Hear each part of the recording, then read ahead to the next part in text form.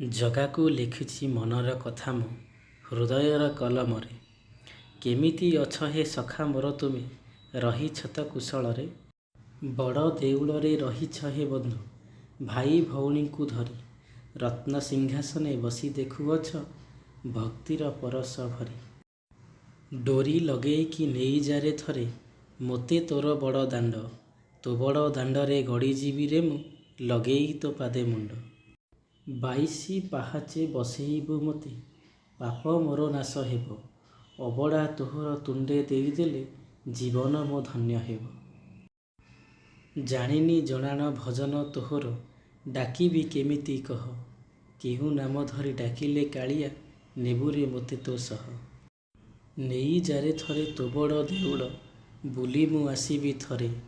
ତୋ ଶ୍ରୀଚରଣରେ ସ୍ଥାନ ଦେଇଦେଲେ, ଯିବି ମୁଁ ସ୍ୱର୍ଗ ଧାମରେ। ଦବା ପାଇଁ ତୋତେ ନାହିଁ ମୋର କିଛି, ପାଖରେ ନାହିଁ ମୋ ଧନ। ତୋର ପାଦ ତଳେ ଦେବୁରେ ଆସରା, ଦେଇଛିରେ ମୋର ମନ। ତୁଳସୀ ମାଳଟେ କରିଛି ଆଦରେ, ବାଡ଼ିରୁ ତୁଳସୀ ଆଣି। ନେଇଯାରେ ଥରେ ମୋହରି ହାତରୁ, ଆହେ ଭକତର ମଣି। ଯାଇ ମୁଁ ପାରୁନି ତୋ ବଡ଼ ଦେଉଳ, ଲେଖୁଛି ମୁଁ ଏଇ ଚିଠି। ନେଇଯାରେ ଥରେ ତୋହରି ପାଖକୁ, ପଢ଼ି ମୋର ଏଇ ଚିଠି। ଧନ୍ୟବାଦ। କବିତାଟି ଆପଣଙ୍କ ହୃଦୟକୁ ଛୁଇଁଥିଲେ ଲାଇକ୍, ସେୟାର ଏବଂ ସବସ୍କ୍ରାଇବ୍ କରିବେ। ଜୟ ଜଗନ୍ନାଥ।